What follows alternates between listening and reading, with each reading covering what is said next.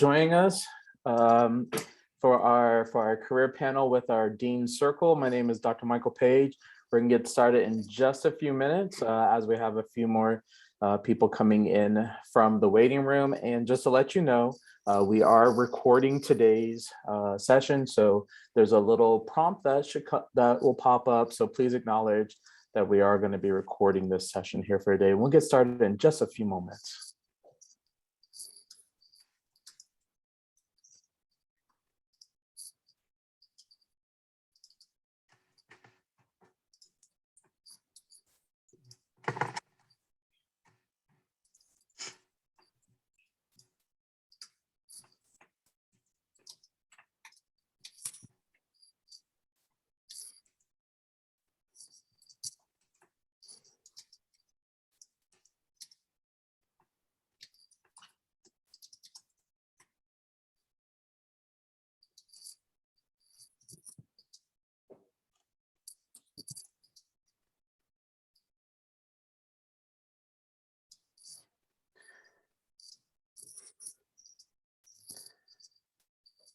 Good afternoon, everyone. My name is Dr. Michael Page. I'm the Associate Dean in the College of Science. I'm so excited to welcome you to our panel for today, entitled I'm Graduating Soon and Then What? And so as many of you are contemplating wrapping up your time here at Cal Poly, we have a wonderful set of alums, donors, and advisors who oftentimes meet with our Dean, Allison Baskey. These are some pretty fantastic individuals that care very deeply about Cal Poly. Many of them are donors and industry professionals. And so they're giving a lot of their time to be able to give some information to you on what's going to happen as you navigate the next few months after you graduate or in the years that are approaching. So we're hoping that today will be a very interactive session for you to be able to ask many questions and get some of your questions answered. And so many of our speakers are shown on the screen that I'm sharing. And I'm just going to introduce one of our moderator for today. So in the very bottom right-hand corner, you'll see a picture of Maria Alvarez. Maria earned her master's degree from here in computer science from Cal Poly Pomona in 1995. She then went on and earned a certificate in executive leadership development from Stanford in 2016. And in 2019, she was named for the Cal Poly Pomona College of Science Distinguished Alumni Award. Professionally, Maria is the Diversity and Inclusion Executive Sponsor for the Artificial Intelligence Platform Group at Microsoft. And also at Microsoft, she's also the General Manager for the Experimentation Platform and Business Services. So with that, I'm going to stop sharing my screen and turn it over to Maria to further introduce herself. And she is going to really moderate our session. And each of our different speakers will speak for about 5 minutes or so. And then we will have an extended time for question and answer for all of you to be able to participate. And so as our panelists are speaking, if you could just keep yourself on mute and be able to use the chat, I'll be monitoring the chat so that key questions, I'll pull them out and then we'll be able to answer them after all of our panelists have had a chance to talk. So with that, Maria, thanks so much for joining us, and I'll turn it over to you. Thank you so much, Michael. Good afternoon, everyone. It's a pleasure to be here moderating this distinguished panel of alumni and faculty. So then it's just great for these panelists to share about what happens, and the options that you will explore after graduating. So we'll have Jeffrey, starting with Jeffrey, we'll do that, and he will talk about the industry and the real world. Then we have Mary talk about graduation and some resources that she has. And then we have Betty that will talk about careers in the military. And then at the end, we'll have time for Q&A. So I really encourage you to pose your questions. We'll address them. If you have specific questions for Jeffrey or the rest of the panelists or any general questions for all of us. We can do that at the end, and Michael will help us also facilitate that. With no more delay, if you want a little bit more about me, what you see in my background, I am in Pasadena, California. I am, even though I work in Microsoft for more than 10 years, I actually always stay in LA. So I commuted before COVID. And now I just do that remotely. So, and then, Michael provided the insight of, I lead the experimentation group for Microsoft. This is A/B testing for all the properties and features or products that we have in Microsoft that you were aware of, Microsoft Word, Office, Bing, the search engine, Azure, and many of the other products. So with that, let's go and pass it out to Jeffrey. Well, good afternoon.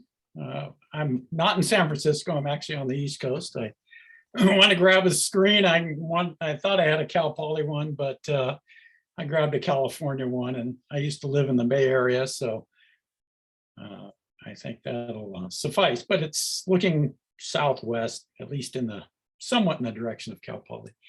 I'm a fond Cal Poly alumnus. I graduated in 1979, so it's been a good number of years in earth sciences, and then I went on to USC and got a master's in geophysics, and then educationally, probably a number of years later, 15 years later, I got an MBA at Virginia Tech. I live on the East Coast now.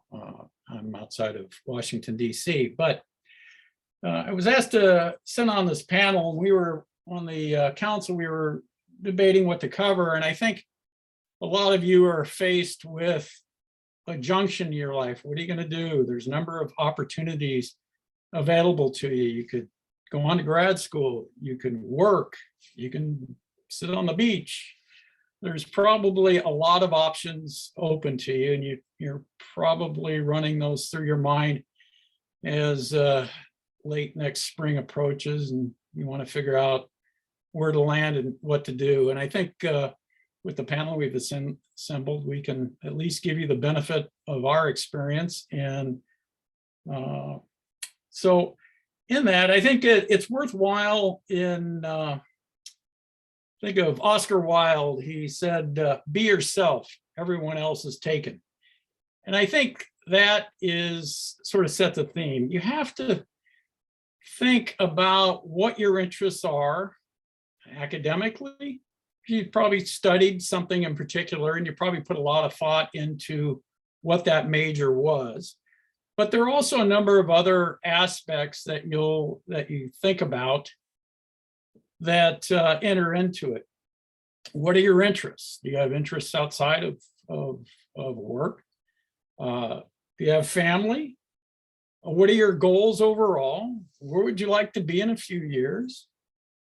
What do your relatives think? I think our relatives, for better or for worse, we're born with them, and it's a constant, but for many of us, I think it enters into our thinking.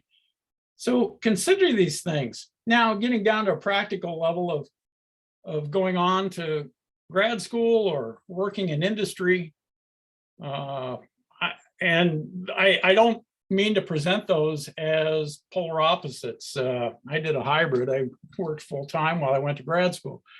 The point being that there's a number of ways to think about these things and a number of ways to approach them. I do like the Ben Franklin method of setting up a list of positives and negatives and trying to make a judgment about how things can play out. But if you decide to go into industry or to work for a while, it has advantages in providing income. School is expensive. It's certainly more expensive than when I went to school, and there may be student loans to pay off. There's very practical considerations. What do you want to do? Or do you want to work in a position and work for somebody and grow within a corporate structure? Do you want to be entrepreneurial and start a business? I've done both, and I can maybe in the Q&A we can get into the positives and negatives there. Going on to grad school, I did that as well. I think if your ultimate goal is to be in an academic setting, that's clear, that's the path. If it's industry, I think it depends on ultimately what you want to do. I think if professionally, just as a general statement, typically people have master's degrees as a mark to being a professional. It's not always necessary, but it's definitely an advantage. And so there's a lot of different things that enter into it. And then timing. What's your game plan for the next few years? Is going to school something, furthering your education, something that you need to do immediately? Do you want to work a while and try things out? If there are internships that are available to you, I would highly recommend that you avail yourselves of opportunities like that, and that'll put you in a work setting and you can get experience in what it goes on in the workday world. Because it is different than the school world. It can be it's different in that it can be less structured in terms of a progression of classes, but often in a project sense, there are goals to be accomplished, and you have to plan along and make sure that you make progress and that deadlines don't sneak up on you. So developing good habits there are always positive. So I think just generally there's a lot to consider. I wouldn't be overwhelmed by it. It's all part of the process. Believe me, everybody goes through this process. It's just a matter of how much you anticipate things and assess your options and then make a decision. And when you make a decision, it's not that it's unalterable, but it often puts you on a specific course. I will say, if you get into the workaday world, you get used to a standard income, it's harder to go back to school. But on the other hand, you can work and go to school at the same time. So I think I'd like to reserve more time for Q&A because I think there's probably a lot of interested students. So with that, I'll turn it over to Mary. Thank you. Okay, Dan, if I could have my PowerPoint. When I originally started this presentation, I was under the impression that and first slide, please, started. I was under the impression that I have 12 minutes. So I assembled enough information for 12 minutes, got lots of great resources for you, resources about what to do after graduation. And then I discovered less than 24 hours ago that I only had about 5 minutes. So what I decided to do was to provide a handout. The handout it's a PDF form. It has all of the resources on it.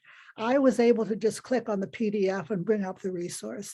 I'm not sure whether going from my device to your device will work as well. So I've left the resources, the links in. I didn't put any cute titles for them.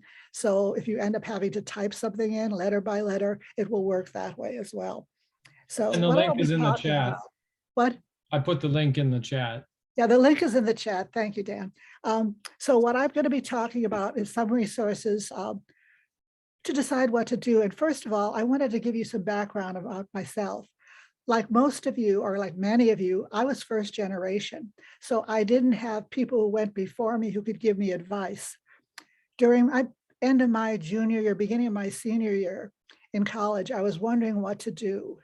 My department advisor suggested I go to graduate school. I wasn't sure that's what I wanted to do, but I decided I would try it for 1 year and see how I liked it. I liked it, and so I'm here now. I would also like to mention that whatever you decide to do now, it isn't necessarily forever. I have 6 granddaughters. 3 of them are younger than all of you. 3 of them have already graduated from college. The most recent grad is perfectly happy in her major and what she's doing. They fit together nicely. The older 2 discovered once they had gotten their degrees, that's not exactly what they wanted to do. So they worked for a while in their job and in transition jobs, and both went back to school to get some additional training. One has just finished her training, going from public health to physical therapy. The other has just started her additional training. She was an English major and wants to go into counseling. So it is possible to change. In fact, I've heard it said that in this century, most people will have at least 2 careers before they finally retire. Some other additional background about myself: I was a former department chair and I instructed a physics GRE class. I answered a lot of student questions about what they should do, where they should go to graduate school. So I've had a little bit of experience in that. I'm going to go on, if I can go on to the next slide, please. Okay, these are some of the resources. Hopefully all of you have made contact with the Campus Career Center. It's a great place to look. I've added the sort of entering page, planning for graduate school. The second one in particular, the second rev that's down there, includes a timeline. And if you are planning on going to graduate school, I would strongly suggest you look at it. If you are planning on entering graduate school in the fall of 2022, it may be already too late to do that. Many of the application deadlines are around this time of year. Some as late December, but some have already passed. So you want to check on that if you're interested in any schools. I would also call your attention to the campus interview program. You can interview with both graduate schools and industry. They will send their representative to school for career fairs and get a chance to talk to them there. Another bit of advice having to do with interviews is that you do not want your first interview to be with your top choice in jobs. You want to have the ability to blow one off, because you might get out of your first interview saying, oh, I wish I had, I wish I had. That will give you a chance to update what you're planning to do for the next one. Okay, next slide, please. Next slide, please.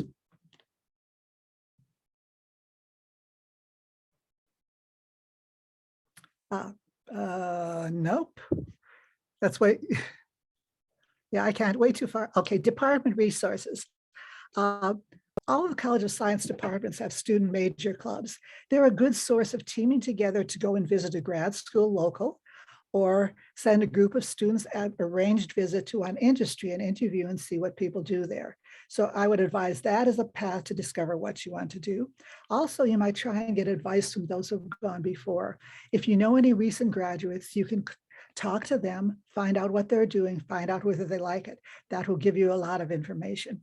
A department could also invite recent graduates back to either give a seminar about graduate school or to give a early career seminar where students who have recently graduated from the department can tell you about their jobs, what they did, and how they like it. I would definitely recommend in all cases where you're planning on industry or whether you're planning on graduate school to talk to someone who's been there.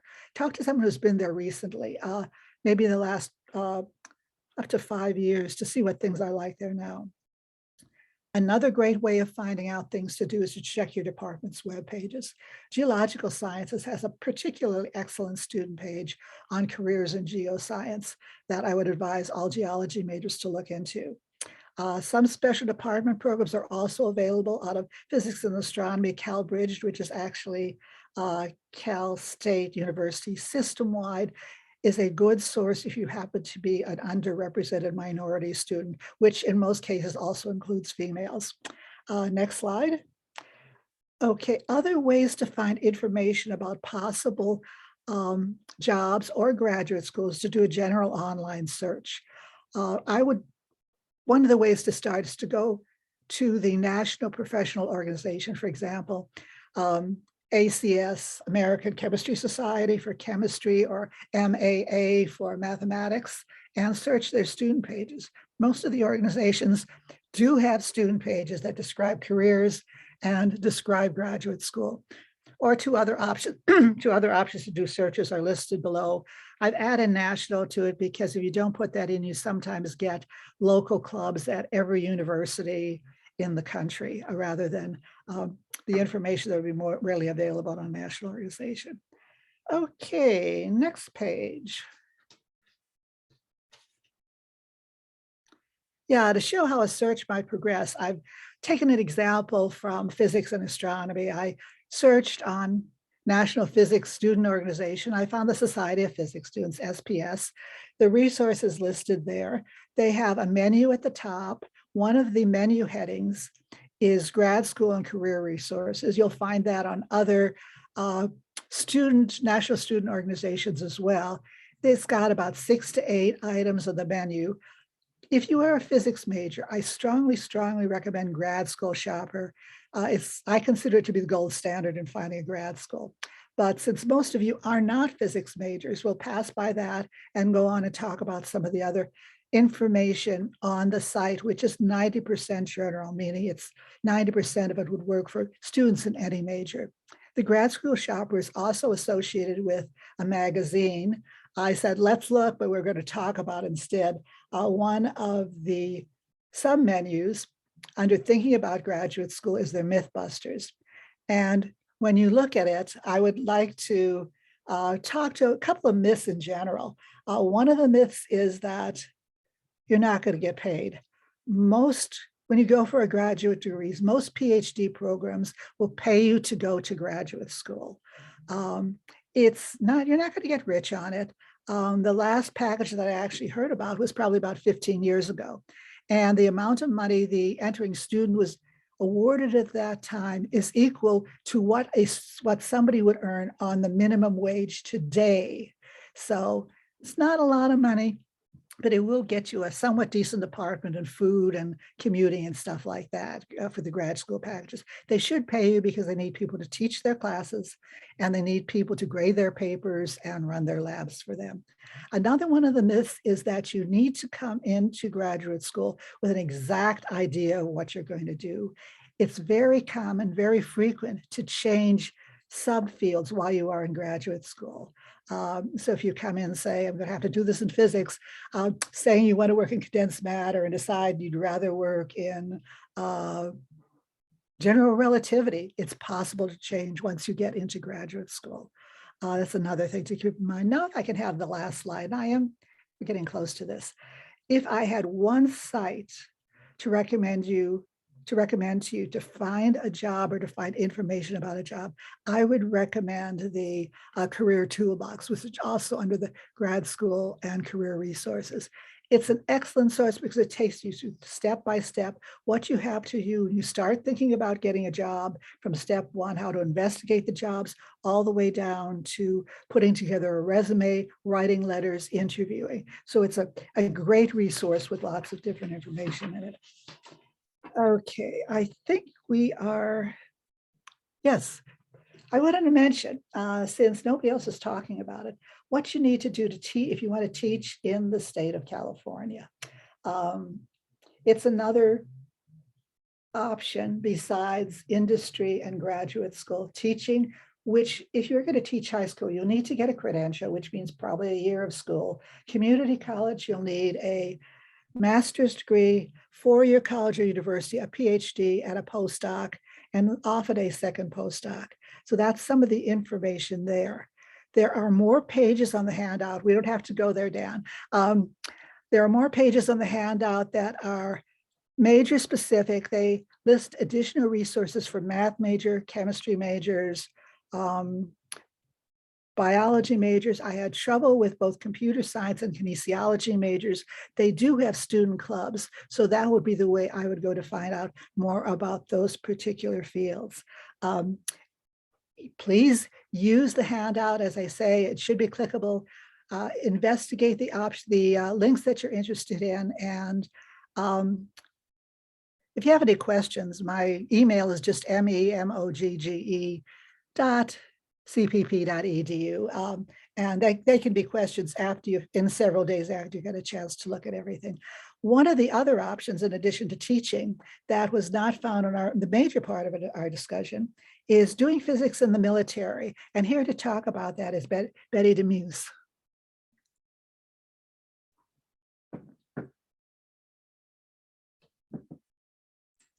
Hello, everyone. So my name's Betty Demas, and I graduated Cal Poly a while ago as a microbiology major with an emphasis in clinical lab science. And I actually came in that a roundabout way. When I left high school, I went straight into the military as a clinical lab tech. And I got to work for 5 years in the lab field, and it was the perfect field for me. Individual who didn't talk much. You know, I was that stereotypical nerd. But I did just discover a field I truly enjoyed. And I never would have fallen into it without the military. So after doing 5 years, I spent 6 months touring around Europe because I got out after serving 3 years in Europe. And then I came back to Cal Poly Pomona and got my undergraduate degree. And through all of that, finished up my career as a reservist. So why am I talking about what the military can do for you? A little different slant on what John F. Kennedy said, as far as ask not what your country can do for you, but ask what you can do for your country. I want you to ask yourself, what can the military do for me? And what options do I have what options can the military offer me? My emphasis today is going to be on the Army, the Navy, and the Air Force. And I say that not that the Marines are terrible, because they are the few, and they are very brave and very regimented, and I very much admire them. But I say that because I'm coming at this slant from more of a science, medical field, medical background. And if you don't know it, the Navy supports the Marines on the medical side. The other service is the Coast Guard. That is a very small and elite group of individuals. So I'm not going to cover them either. So what can they offer you? I'm going to tell you, it depends on what you're looking for while you're serving. And that is, are you going to be doing this active? Are you going to be a reservist? Or are you going to be in the Guard, whether it's the Army National Guard, the Air Guard, or the Navy's Guard program? All of these entities offer something a little bit different with the active duty requirement, meaning you're going to be doing this, you're going to be working for the whatever service department 7 days a week, 24 hours a day. Whereas the reservist and Guard, you will have a civilian job and more of a limited requirement. So I'm going to see if I can do this here. I want to share just some screens that I have. And the first is, I'm hoping you can see it. This is a list of job opportunities that the Army has in its medical department. Under physicians, you'll see there are quite a few. And these are where most of the bonuses are listed.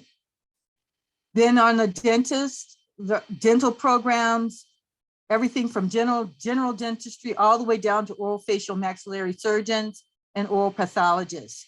For nurses, those start off as just what we call a general nurse or a 66 hotel in the Army, but you have the option of going on and continuing your education. And these are options you have in on active duty, reserve, or Guard. They will help you become a nurse practitioner, a nurse anesthetist, emergency room nurse, or critical care nurse. They have programs where they actually will fund that. Your veterinarian service, very important in the military. The vets in the Army also support the veterinary services for the Air Force. They don't have their own.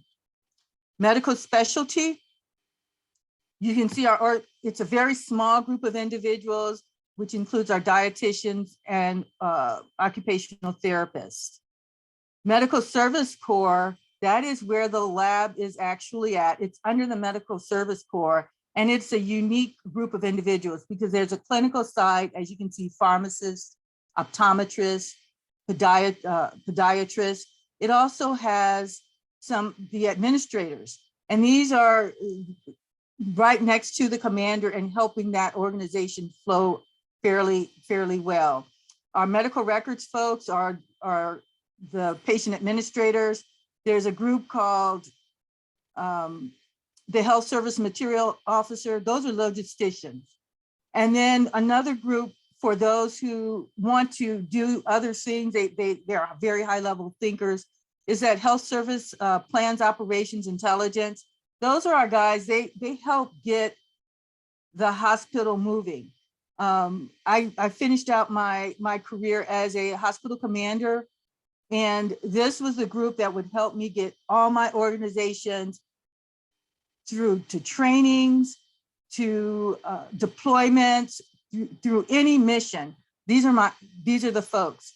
If you're interested in project management, this is where you would want to be. Preventive medicine folks also. And then not particular to this group is the chaplaincy corps. Every hospital, every medical entity, we have chaplains. So not only for the line, what they call the line units, the infantry and our armor units, but also the medical units. Now, what are their expectations? One is to get into the military, and this is any service branch, you have to have a level of physical fitness. You have to be willing to travel. I never thought I'd leave the continental US, but I have been literally all over the world, both on as an active duty soldier and a reservist. And then on the medical side, if you're on active duty in particular, they're going to expect you to publish.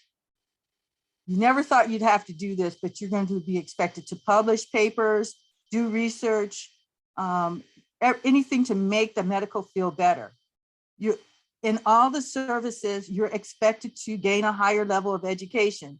So if you're not ready for another degree right now, in the military, you will be expected to later on look up at a minimum a master's degree and hopefully a PhD. And then also leadership. Those are things all the services expect. I will post, because I don't want to take up too much time, I will post links to all the sites, both the Army's, the Navy, and the Air Force's career paths, because sometimes they might call them something different, but they're similar. For instance, on the Air Force, that's an overview. This thing is, but I can't get to it. The Air Force, they call their clinical lab officers biomedical laboratory officers. They do the same thing, but it's just a slightly different name. They also have, for the military, programs to help you get your education. And in particular, the one that I want to share is mostly, they're for medical students. They're also for other residencies, internships, and externships. So for the health professional scholarship, that's an active duty scholarship, but they also have a similar one for the reservists and the National Guard. And what does that do? That actually finances your education. Now, everyone understand there is a commitment. You do have a commitment when you sign on for these programs. So it will finance your educational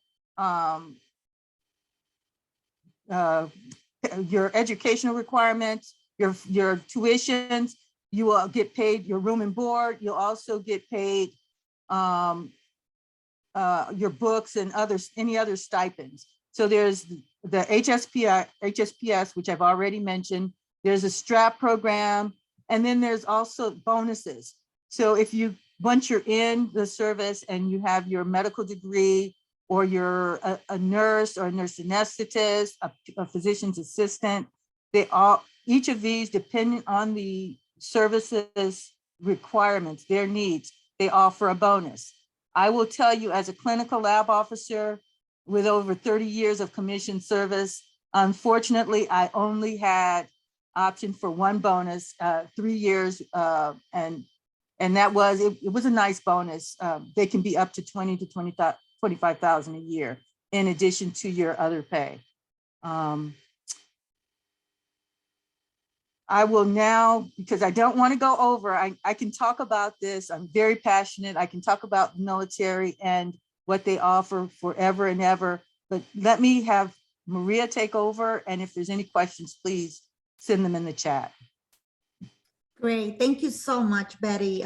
You know, and then for Jeffrey for all the tips, and Mary, all the resources to take advantage of that PDF.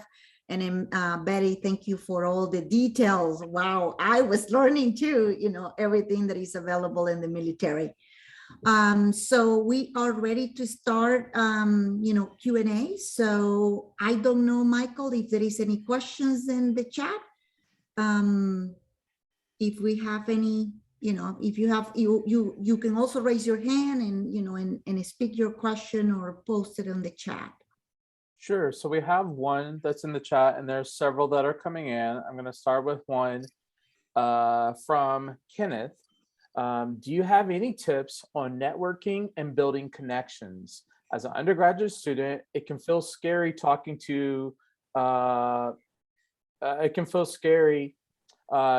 to senior students or even leaders in companies such as CEOs. So again, the question is, do you have any tips of how students can start to begin making connections and engaging with leaders now? Jeffrey, you want to take that one? Yeah, yes, I think it depends on what your goal is, whether it's academic or professional or industry, but a number of the associations, Mary pointed some out, as did Betty. I think, unfortunately, in the time of COVID, it's more limiting, and that's a reality. But in terms of meeting somebody, if there are professional meetings that you can attend, I'm sure there are plenty in the LA Basin, probably for just about any discipline you can think of. So if you want on the industry side, I would gravitate toward those. I would come in person, and I understand the shyness, believe me, but just make small talk and ask some questions. I think be prepared to ask. People like to talk about themselves. So I think I'll even reflect on my own experience. I grew up in California. First half of my career was in California. I've been on the East Coast for 20 years. And one difference I noticed between the East Coast, and I live in the DC area, so maybe it's a reflection of DC, but you'd go to a reception and people would ask, on the East Coast, they'll ask, what do you do? On the West Coast, it's more, what do you like to do? But I think those sort of entree questions, I don't think you have to be so direct as what you do, especially if you're trying to seek some advice from senior leadership, but engaging people in conversation, ask them what they're up to. People do like to talk about their work because they're devoting their time to it. So I would think professional organizations or societies, science societies, if that's right you want to take, but any gatherings of the objective group that you want to try to associate with. Yeah, if I may add a couple suggestions to that from two of the things I mentioned. One is if you can get a club of students to make an arrangement with an industry to visit the industry. Typically, what the industry will do would probably bring out some of their younger people, the newer people, which might be a little bit easier to network with. You're there with a group of students, all similar interests. It's easier to do this in the group. Same applies to graduate schools. Get a group of students together, go visit UCR, go visit UCLA, UCS as a group. Again, if you make arrangements before, they will probably have one of their newer graduate students to show you around and show you what it's like. And then the on-campus interviews, both the graduate student fair and the career fair are opportunities to meet and network with people. Again, usually the ones that I saw of, say, the career fair, there'd be 2 or 3 students standing at one table talking to one of the younger representatives of the industry. You might end up maybe not networking with the person who's there representing the industry, but you might end up networking with some of the other students that are waiting to talk to them. So I think those are an excellent source. Again, school clubs, department clubs are a really good way to network, get a group of people together to check stuff out together. Next. Great. So- Great. I would add to a little bit to that. I think, one of the tips, what Jeffrey and Mary provided, but the nervousness and, how you talk to leaders, I will suggest that you practice. What is your 30-second elevator pitch? What would you like to say? And then so find questions or things that you want to say. So then once you have that first question and you engage with anyone, a leader or anyone in the event, then you can, you will feel more free to do this. And it takes practice. So the first time will be hard, but the second time will be better. And if you go with a group, then, it could be making it easier. Our next question that we have in the chat is from, I believe I'm saying this correct, maybe Ria. They ask, how do you find an industry job straight out of college when most entry-level jobs require at least 1 year or more of industry experience? What tips would you have for students in landing that first position just out of college? I can tell you about this. I've been actually doing a lot of research on this. So if you actually look for the job that you want and you put college grad, recent, associate, or entry level, you will get whatever you're looking for from the major companies. So if you are in computer science, the major tech companies have programs for students. Disney have professional internships for people that are graduating or early, in the last 6 months graduated. Facebook, Meta now has a program that you can apply and basically they pay you to educate you and make you a software engineer. So, there are many, many companies that provide entry-level jobs. The best way is internships, but then you can get through also and get higher. So it's just a matter of whatever you are looking for in the position that you want, is you search for it and then put, some type of entry-level college hire. I would also suggest utilizing the Cal Poly Pomona Career Center for help, because they're used to dealing with people who are getting their first jobs right out of a bachelor's degree. I'll just add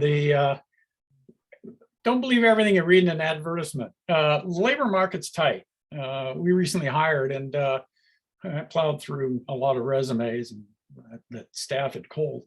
I think present yourself well. If they require 1 year, I wouldn't say that's universal, but as long as you present well, I would still present a resume to a company that's looking for somebody with 1 year.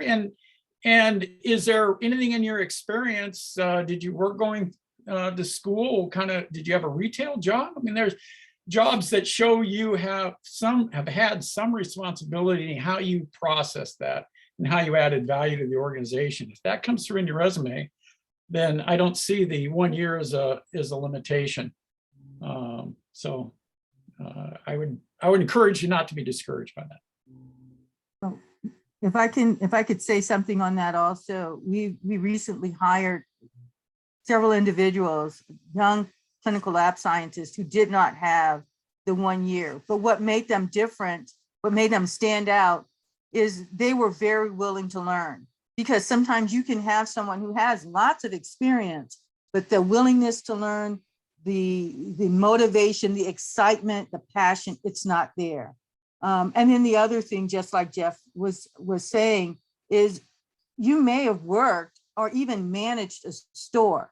All of those things go towards making you a standout individual as a new hire. Because if you have a good recommendation from your previous employer, you've had the leadership time. Those are things that are unbeatable. If I could ask a question following up on that, Betty, you can continue with this, or others can be able to jump in. You mentioned ways that you can be able to make yourself stand out in maybe one early job to be able to gain being noticed for being hired for the next job. What are other ways, since it's so competitive, what are other ways students can make themselves stand out as they're applying or even in the interview process? You know, I would be happy to go on and expand on that. Good way to make yourself notice is something many of you already are probably doing: volunteering. If you are volunteering at an organization, that is someone who can manage their time in addition to attending school. If you're an athlete also doing these things, again, time management. So, and then if you're on an honor roll somewhere, if you're on the dean's honor roll, that again, time management. You're not just going to school, you're doing other things. So make sure you let people know that you're more than just a student, which is an art in itself, but that you're willing to go an extra mile. And then if you have that work experience, is there something that you were doing outside of your job, your job description that caused you to learn something extra, caused you to be able to ready yourself for an advancement? All of these little things, I mean, they're minor, but they go towards saying, hey, I am someone that you would love to have for your company because I'm going to be an added benefit. If I could ask another question here, thanks for that, Betty. So to the group, you all have been very successful in your careers, but I'm sure that you all have faced rejection at some point. And so when you face rejection, what's the next thing you did that helped you move on or even have the courage to apply or make plan B, C, or D in your life? So talk a little bit about rejection. How did you rebound from that? I'll field that one real quick. Get used to it. If you think that every battle you engage in is going to be successful, you're going to be very, very frustrated. You have to, I don't like to use the word portfolio approach, but you have to keep your options open.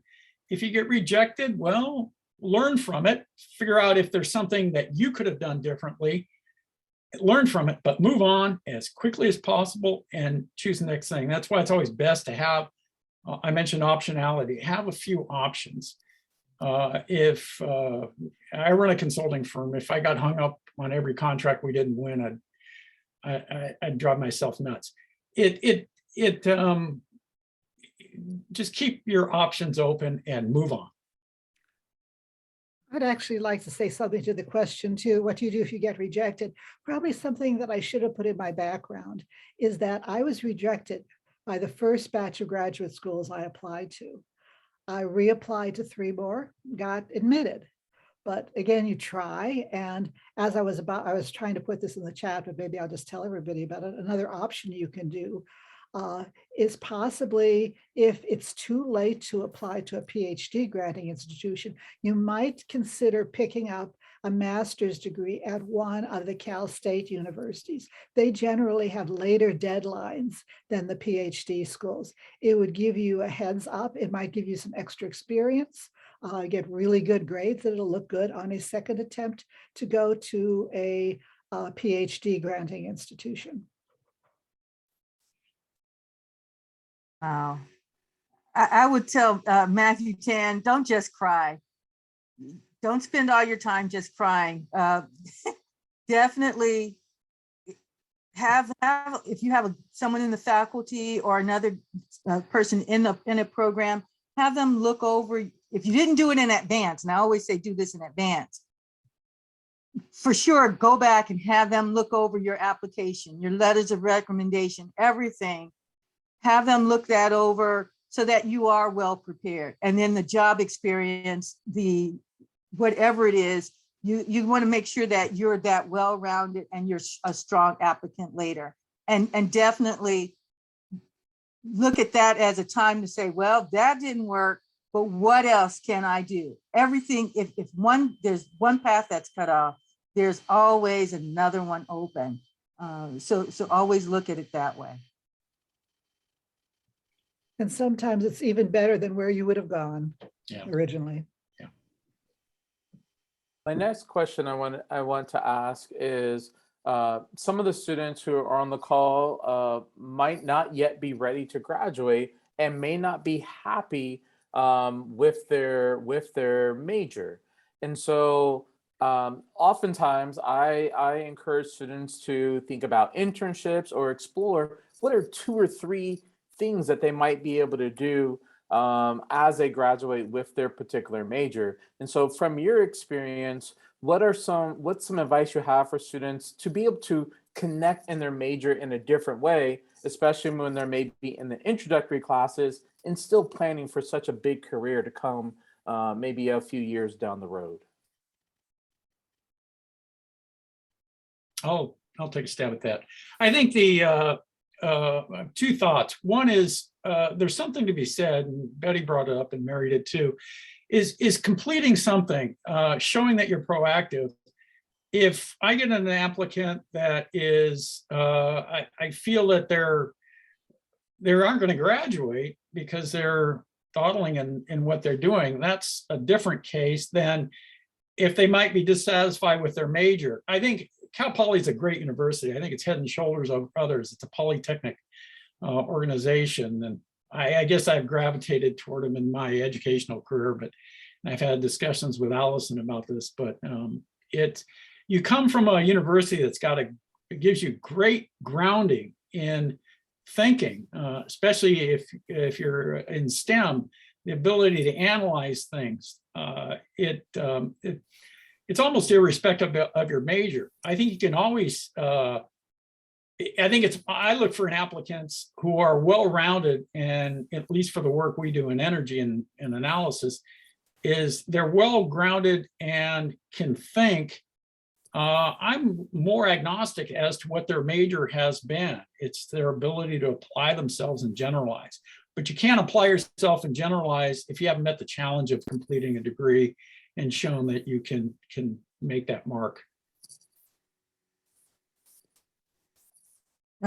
Michael, can I also say on that, sometimes we have problems, financial problems, finishing school. And you might have to step away, either full, go down to part-time, or you might have to just step away for a period and get those finances sorted out, depending on if you don't want to have the larger student loans.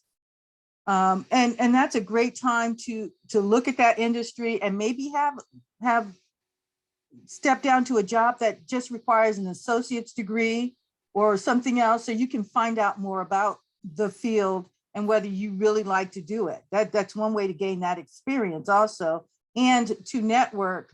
It's a great networking opportunity. The other thing is there may be something that deviates slightly, just a tad bit away. And I say this because as a clinical lab scientist, I can actually go into forensic science, and that would be an alternate field based on my degree. So I want to end with a question that I guess I've thought about. Matthew has asked this in the chat.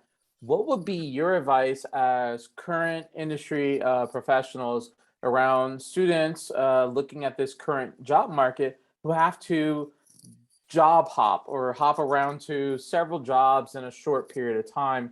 What kind of reflections do you have on that with the current job market? I'll take a stab at that. I think there's, again, when I see resumes like that, I ask myself, job hopping for the sake of job hopping is a different signal than a person who has had a progression. I often produce resumes for myself that are more theme oriented. What different projects, I work in the energy field, what different aspects of energy and skill sets do I bring to that? and assemble those. And it puts less emphasis on a seriatim list of companies. So I think it's an art. I'd just be careful of job hopping for job hopping's sake. But I think if you establish that you have a track record of producing value for projects and for companies, you'll do fine. I also think that on the job hopping, it depends on how, the time frame. So if you job hop after 2 years, that may be okay. A year, it may be okay. It all depends on the story that you provide in your resume and how you are moving, because it could be clearly be evident for the person that is looking at your resume that was an entry job for you, and then you were trying to get some certain skills, but eventually your desire is to do something else. So, but that allow you to grow and learn. So it all, I think it will be important just to how you position it, similar to what Jeffrey was saying on the themes, or how you present yourself on your progression, or how you're doing in looking for jobs. With that, I'm going to bring Can I just our. add one Go more ahead, thing Jeff. on that? Go ahead, Jeff. One thing I look for in resumes, especially for entry level, is can applicants write and can they analyze? And if those themes come through in your resume, I think you'll be in good shape, even if you've gone through a succession of jobs. So today we've given you a lot of resources to think about. We've provided you with a PDF with some links that you will now be able to see in the chat. And then I'm here all the time. And so I've given you my email address there as well. I'm in the dean's office, so that if there is something you've heard from one of our panelists from our dean circle that you're like, I have got to connect with this individual and keep asking questions, I'm here and available to make those connections happen. Thank you all so much for giving us an hour of your time and really helping the students as they enter sometimes what could be a scary time. There could be some rejections, but there's so much reward. Thank you so much for contributing to our students and giving them some wonderful knowledge. So all the students who are on the call, if you could join me in thanking the speakers today with your emoji. You can come off of mute. You can say things so they can be able to hear from you, or you can put it in the chat. The chat is going crazy. Thanks so much for everything that you all have given to us today. Have a great day, everyone, and we look forward to seeing you at our next event. And good luck in finals as the semester comes to a close. Thank you. Bye-bye. Thanks.